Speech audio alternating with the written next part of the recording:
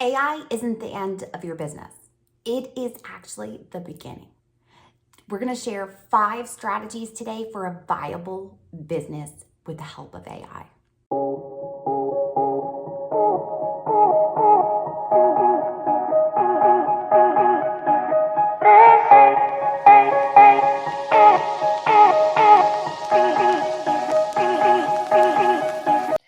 And we love passive money, okay? I talk all the time about retirement and getting to a place where we're not trading time for money any longer. So, having passive income streams is definitely a game changer. And now that we're going to be talking about how you can leverage AI, this should make it even easier for folks to start adding more coins to their wallets. So, let's go ahead and dive in, right? We won't keep the folks waiting. What are some of these strategies that we can leverage to keep our businesses viable? Yes. So I think the first thing when it comes to being able to leverage AI is understanding that AI is not meant to replace you. It is meant to help you, to speed up your processes, to be able to get the research phase out of the way rather than you having to dig deep and find out all of the information. Now you can use AI to help you do that. So I think the biggest first piece that people have to do is make them that shift when they hear AI. It's supposed to be that assistant that you could potentially be having a conversation with within your business. So it might be someone that you would potentially, if you had the ability to hire someone to come into your business and help you write the copy, do the research. That's how you're using AI so that they can not replace you, but be able to, again, speed up your processes. So the first thing that in order to have a viable business, it's truly important that you understand your positioning. So I call this my PAC framework. Actually, part of my book that I've written back in 2020.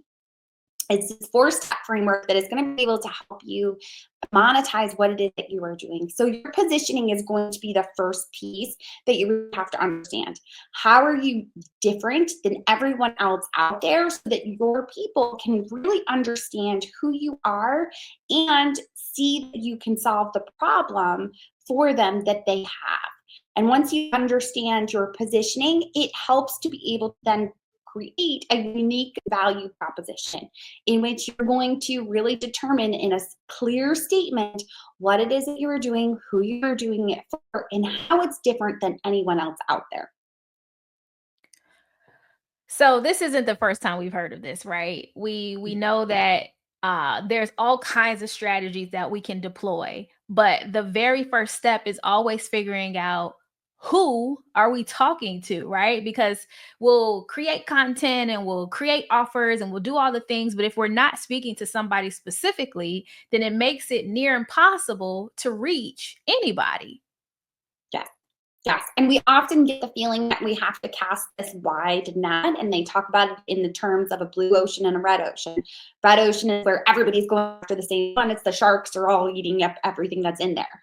Blue ocean is where there's not that many people because you're very niche specific. You know who you are speaking to, and because of that, they are identifying themselves as the perfect audience for you. So I think that when you're trying to determine who your audience is, remember to keep it specific. It's okay to narrow it down to one person in particular, because when you put that out there, you're going to attract others outside of that one person. But the people that are very similar to her or him are going to see themselves in what you create and want to know more and want to work with you. So it's really key to hone in on who you're trying to speak to. Yeah, that makes a lot of sense. So, as we kind of tie this back to the first piece that you mentioned of using AI as like your assistant, right? Mhm. Can you talk a little bit more about how you can use AI as your assistant to find out more about this one person you want to speak to? Yes. So the way in which you do this is using different prompts within AI. And I think the important thing to understand about AI is that you have to teach. it has to understand who you are, who you are trying to reach. And by doing that and asking it those types of questions and providing it with that type of information, it's going to be able to help you refine who it is that you're trying to reach. So I think one of the things that I always tell my students and clients that I've worked with is to apply it with information that you have. So for example, I have my book in a PDF format. I gave it to AI and said, okay, this is my book. Who's the key people that I should be reaching to? That could be something that you would ask. What else, what are other content, what is some other content I could create based on the book that could then lead towards the book? So that if you have products or services that you already offer and you are trying to send them to it, you could potentially look at your customer journey of awareness, trying to actually educate them, and then to get to the conversion of them selling and purchasing what it is that you offer. So with those pieces of the customer journey, you want to then be able to create content that's going to attract them. And that's where your positioning is going to come out in your content, because they are going to see themselves in what you are offering as the solution. Mm. This is exciting, right? Because as we think about speaking directly to our target customer, target avatar, I start to see how that directly correlates to being able to make more money, right? Mhm. Because when people can identify themselves and see themselves in your content, it makes it easier to say, yes, you have the solution to what I need because I know you're talking to me. And now I'm ready to open my wallet. Yes, absolutely. That is so true. I think in the second piece that we had said about the 5 pieces of a viable business, what do you need? And so we talked a little bit so far about positioning. The next piece is going to be authenticity, which when we're Mhm. talking about AI is where you are key, because your story is unlike anyone else's. And because there is a lot of content that is out there that can be generated by AI, the stories you tell are going to come across authentically and set you apart. So when you are creating any of your content, you want to make sure that you are putting your voice into it. You are having a specific tone that is yours, and making sure that you are adding in the stories throughout the content that people are going to be able to connect with. And a lot of times you can do this by talking about your previous students, your previous clients that Mm. they have worked with you. Because when you can speak to that, it does two things. One, it makes it very authentic because you are telling a story. And two, it's social proof. It's proof that you are already helping the others in the specific way in which you are seeing that you can help the people that are finding you. Okay, so I love that you brought in authenticity as we're talking about AI, right? Because I've been listening to like a lot of different content. Of course, everybody's trying to help folks get on board with AI, right? Some of us have been using it for a while, and others, like this may be their first time hearing about it. But the Yeah. idea that you can just use AI to do everything, like it will help level the playing field, but it also makes it that much more important to be authentic and really show up as the human because there's going to be such an influx of content. Yes. And in doing so, you have to find, excuse me, you have to find the platforms that give you your voice and are able for people to connect with you by being able to see you. So Ooh. that's going to definitely set yourself apart in that aspect of authenticity, because someone can see you in a video or someone can hear your voice on a podcast, there's an immediate connection, there's a difference. They can determine, I don't really like the way that she talks a little too fast for me, she's not my cup of tea. Or they can say she's perfect, that she's an educator, she knows what she's talking about, I'm ready. It speeds up that process as compared to where people traditionally would go and read a blog post or go and try to find an article. By having video content and audio content, it's going to make a difference. And the authenticity immediately is there because of it. Mm, that's good.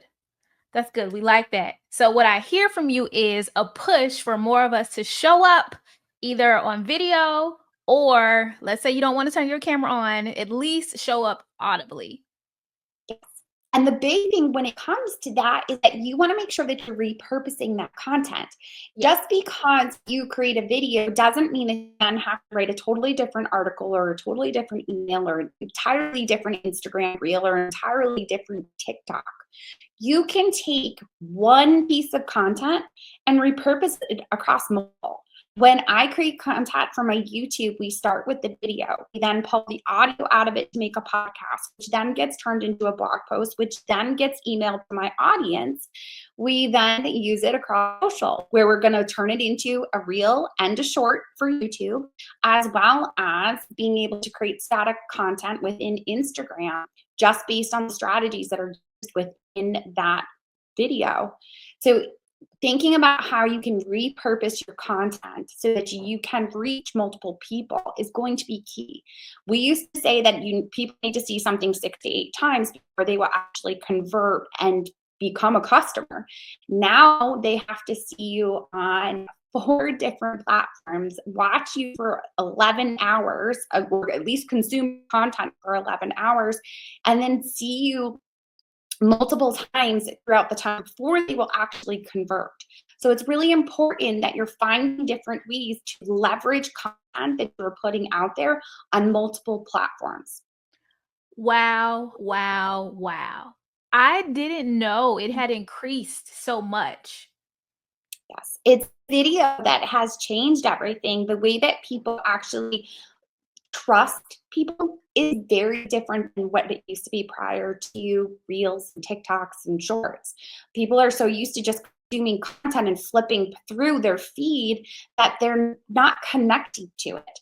So in order for them to connect, they have to see you on multiple platforms and see that your voice is all connected, and that's how they're really going to start to trust you.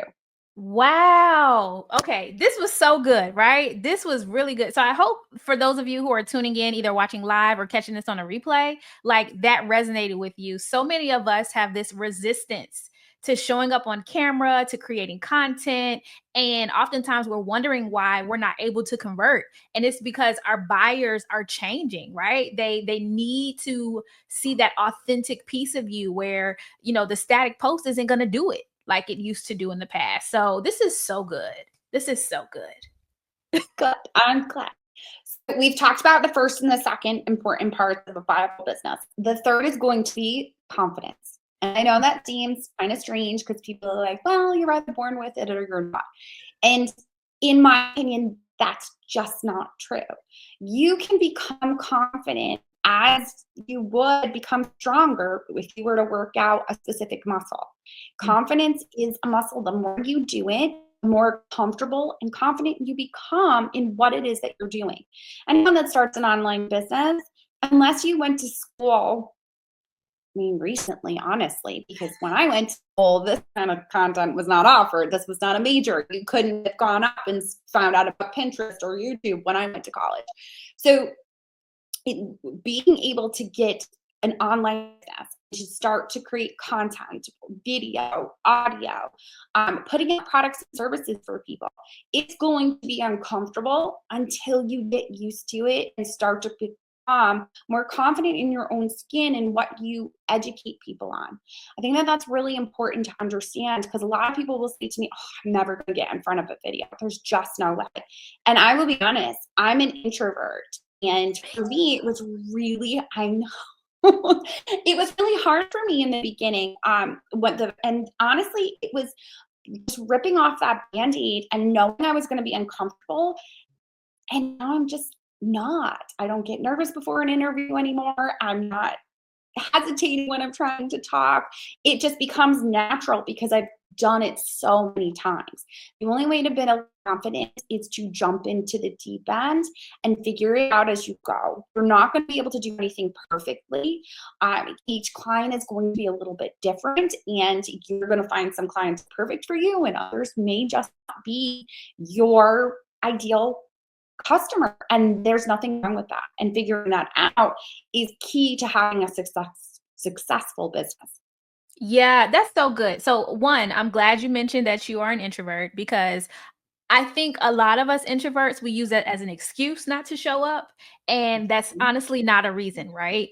introversion is about how you recharge, right? And what gives you energy. And even though you may not enjoy being around people all the time, if you have a gift or a talent in providing a particular service and you're knowledgeable, that's really all you need to show up on camera and be confident. Because after time, like you said, you get used to just being on camera, and the authenticity of what you know and who you are is what shines through. And it's no longer like, oh, I'm on camera. It's like, oh, I am sharing, teaching, providing, resources and creating impact for the people that I want to serve. And so, when you care more about that, then you care about the discomfort of possibly messing up while you're speaking or any of those things, then it's like, okay, being on camera isn't that bad.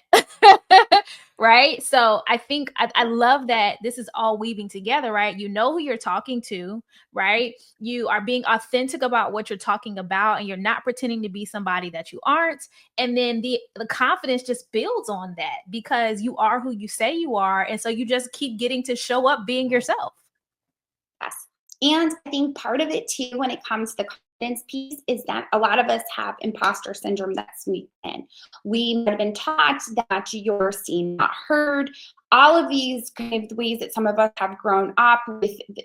Could you even be a business owner? I mean, when I was younger, that was not an option. You became a teacher or you became a doctor. Like those were the things that you were able to do. So for me, it's really trying to figure out not only getting past that, who am I to be doing this, but understanding that if I don't put out the solution that I know I have, I am actually taking away from my people. I'm being selfish because I have a solution and I'm too afraid to offer it. So know that yes, you're going to put something out there and sometimes it's going to feel like crickets. But if you have the total solution for them, they will find you. Is continue to put out content that's meant to attract them and meant for them to see that you can solve that problem for them, which is also key and why you have to figure out your position and know the problem that you solve for your audience. Too often I hear people say, oh, I just help people do this. And I'm like, okay, well, what are the problems that they have? And they look at me like I'm talking about craziness. And I'm like, well, you have to know what you're searching for.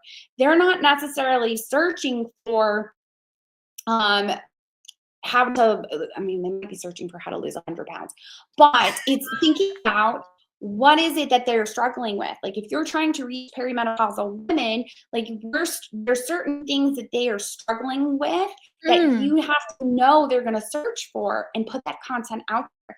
You can't put out there, oh, the best vitamins for women. Like that's too broad.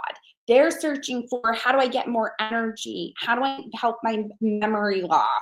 How do I feel like I'm not talking about all these crazy things at once? Like it's important to really think about what are they searching for, which is why I always recommend keyword research. You have to understand the words that people are using to find the solutions that you offer.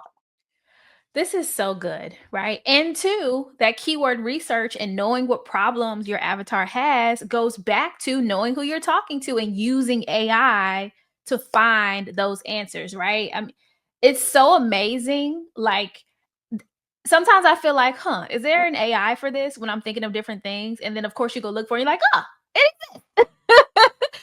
So this is such a cool time to be in. When we can think Yes. about how we can leverage AI to improve the skill sets that we have and make things faster, more efficient, more affordable, right? And cut expenses. Yes. Oh my goodness. Yes. So the next piece of having that viable business is kindness. And I often say this, and people look at me like I'm crazy. And it's this idea that, again, it's that selfish piece. If you don't put out this solution, you're going to be selfish to your audience. But by putting it out there, you're being kind. The other piece of this is a lot of clients will come to me and say, I don't like to sell. I don't sell. Like, I'm not a used car salesman. I'm not doing that. If you can show that you can solve the problem, selling isn't an issue. All it becomes is having a call to action, which is grab my free guide or get on the email list or join this challenge or watch this webinar or whatever it be. It just is the next step. It's not a call to action. It's not a sleazy sell. The other piece of kindness is being kind to yourself. and knowing Mm. that your journey is yours. We are bombarded with social media. We can constantly see something the second we open our phone, whether you're going Facebook, Instagram, TikTok, wherever you are going. And we see, often we'll see 7 figures in 7 days or something insane. And we go, well, why aren't we doing that? Why is she getting, why did she grow so quickly? Why all of a sudden does she have so many YouTube subscribers? I've been doing this longer than she has. I think what we have to remember is their journeys look very different. Your life is going to be entirely different than theirs. Is she 20 years old and doesn't necessarily have kids or respond as much of a responsibility as maybe you have? Does she have more time that she can put into her business than you have? And the other piece is, does she have different goals than you have? Mm. I think a lot of people miss that. I think that it's really important that you understand the vision and mission for your business. Why are you trying to do what you are trying to do? Because if you don't want to have a team of 15 people and that's not in your vision for your business, then it's probably likely it's 7 figures isn't part of your journey. That's not where you're going to be able to do that necessarily without a team of people that you're going to have to manage and kind of oversee. So understanding like what is it? Like why are you doing what you're doing so that you can be sure that you are setting up your business that way and your expectation so that you're not going into social media and getting frustrated and feeling like a failure because you see someone else doing what you think you should be doing. And again, evaluate it. Is it in line with what your vision and mission is for your business? And if it's not, like, you need to start blocking people. You need to stop seeing that in your feed. You need to get off of the platforms and go to the spots where you know you're not going to see that type of content, or start looking for content that maybe you're going to look on that platform for and it has nothing to do with business. I think you really have to protect yourself and put boundaries in place as part of this. And I think that a lot of women have a tendency to not even want, to feel comfortable putting up boundaries. We are so used to going to help someone else before we will ever help ourselves that boundaries seem to go, ooh, I can't do that. I'm doing something wrong if I'm doing that. Someone needs me.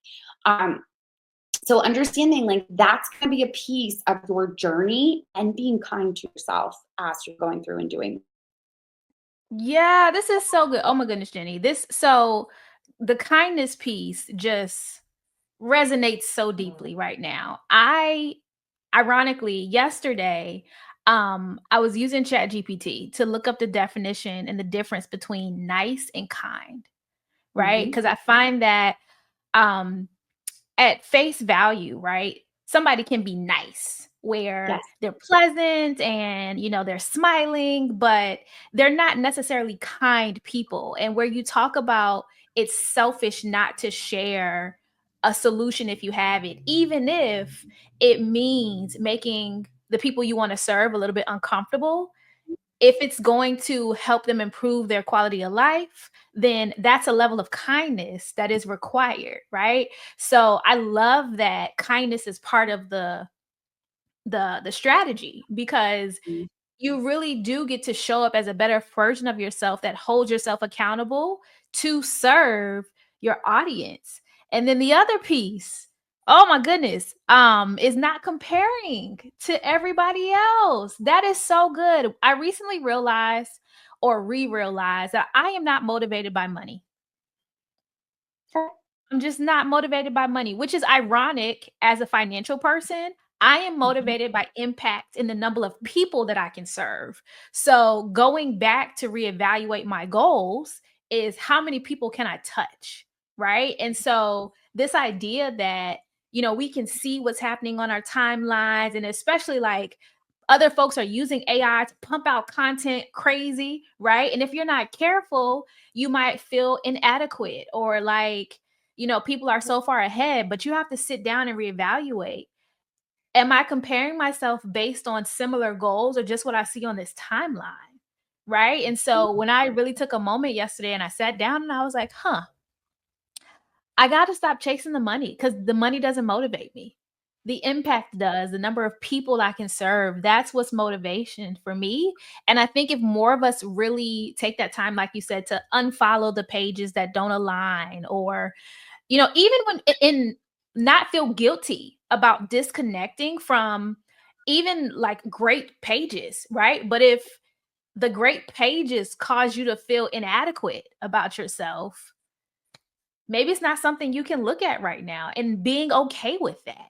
Right. So I Yes. love that that's part of it. We got to be nice to ourselves, as we are building this business, because entrepreneurship in itself is hard. It's hard. It truly is. It's a roller coaster ride. And you, again, I think that's why I always say you have to know your mission and your vision for your business. Because if you don't, you're going to wonder why you're doing certain things. You're going to hit a low and be like, yep, burn it down. I'm done. I'll go back to work. I'll go back to being a teacher, whatever it might be.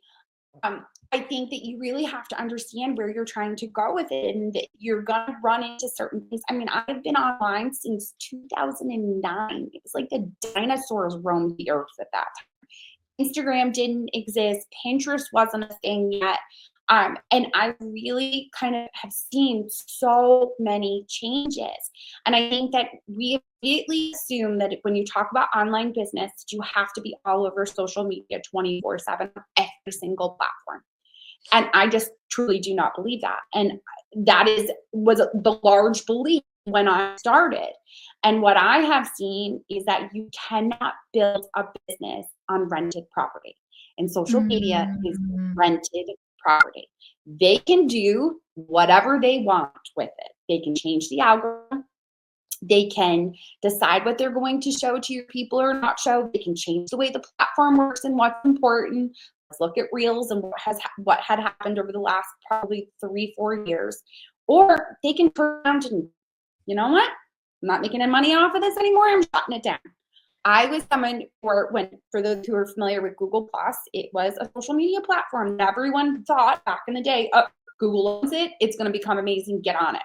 And I did. I had 660,000 followers on Google Plus. And if you're familiar with it or not familiar with it, there's a reason. It's because it was shut down overnight.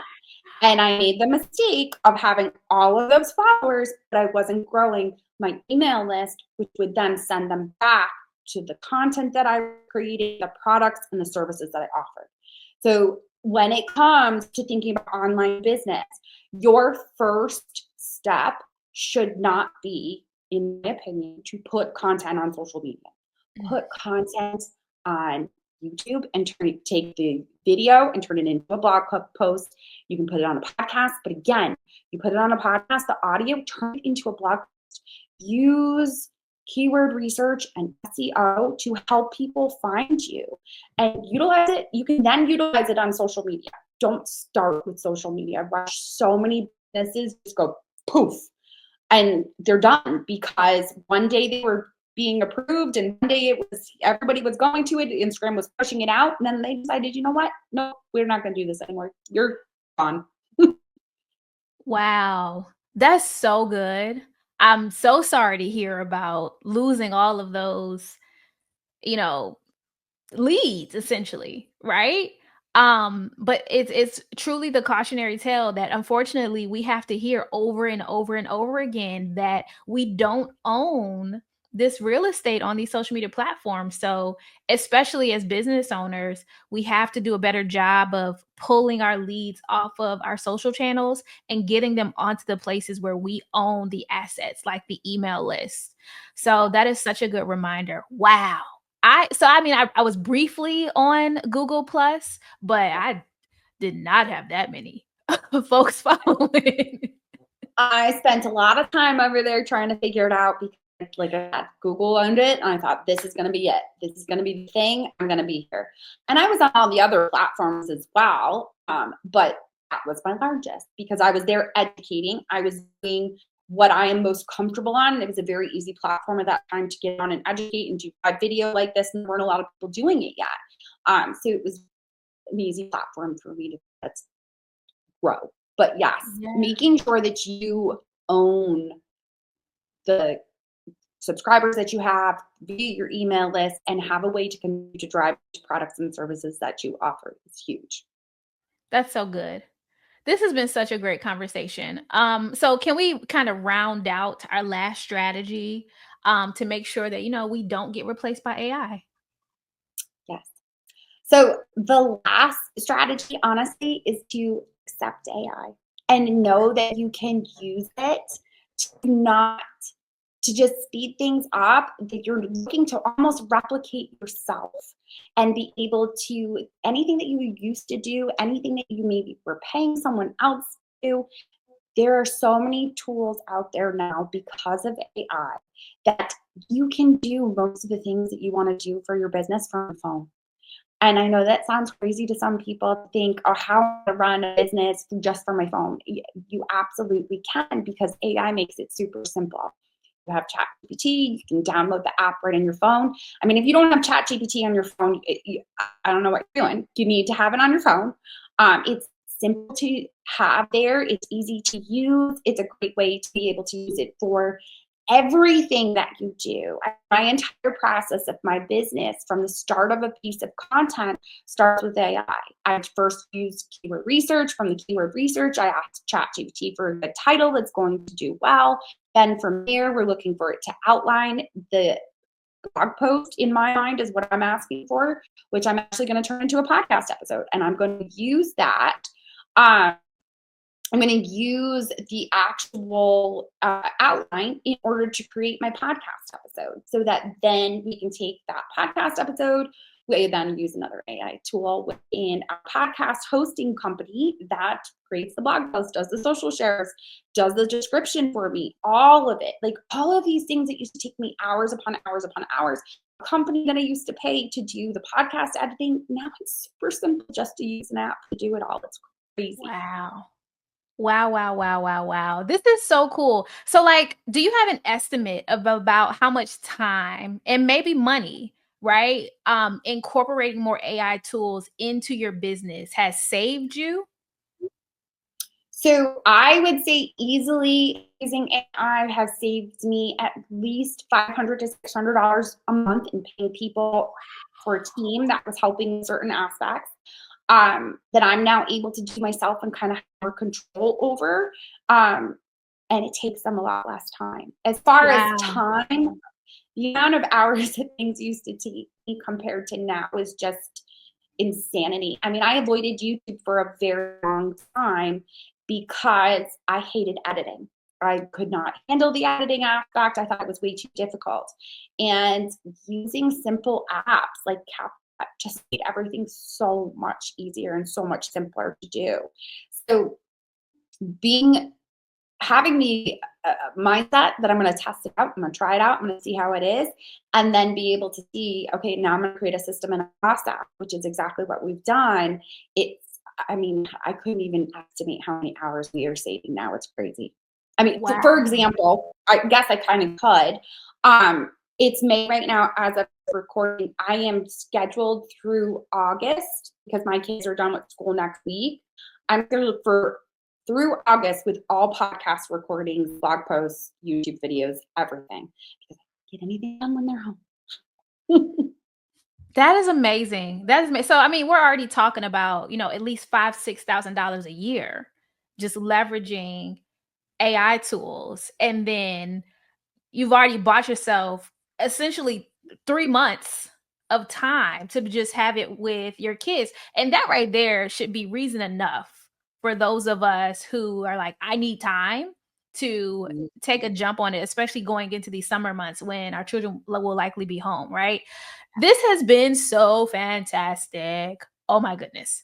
Oh my goodness. So like I knew we were going to talk about AI a little bit, but I really didn't know how well everything was going to come together to really talk about the whole business, right?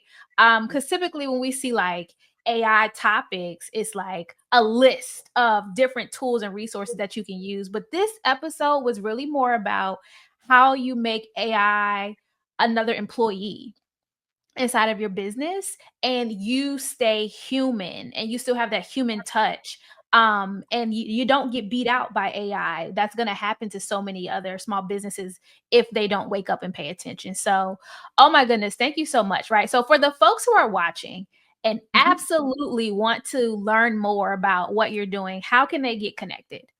Yes. So I have a strategic growth plan that's actually free. That would be a great starting point. It really helps you understand taking this PAC framework that we talked a little bit about today and putting it into ChatGPT to be able to understand, how am I going to use this with my business? How does this actually impact me? And the guide will walk you through that. So it'll give you a strategic growth plan that you can utilize and adjust as you continue to grow.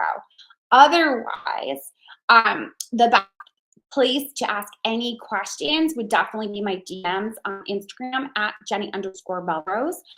Or feel free to ask any questions in the comments on this video. I am happy to come back and answer any questions that come up. It is one of my favorite things, honestly, to talk about, because I have watched so many changes over the years and continue to have clients that are very, very successful and leaning into that idea of legacy, and not, like you said, the idea of your impact. Instead of being, pushed by money, they're pushed by legacy, understanding that we're going to create this business, and ideally the goal is someday to be able to sell it, so that I have impacted my family with the legacy that I've created with this, but also the legacy that then shares on with all of the people that you have impacted within your audience. So fantastic. All right, guys. There's a link in this description where you'll be able to get that strategic plan.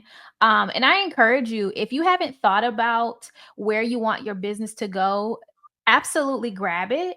So that way you can be intentional about what's happening in your business and you're building something you're actually excited about waking up to. I think for a lot of us as small business owners, we might come into this with revenue goals and income goals, but the longer you stay in it, I think the more we start to realize that it really is about legacy, it really is about impact, and you have to have strategy in order to be able to do that in a way that still allows you to take the summer off and spend time with your kids, right? And to pre-plan and prepare for those kinds of things. So be sure to tap that link and tune in. All right. So I want to close out with my question here. And we're talking about, Finance Fridays with friends. And so for a lot of us as entrepreneurs, we typically have like a business bestie, right?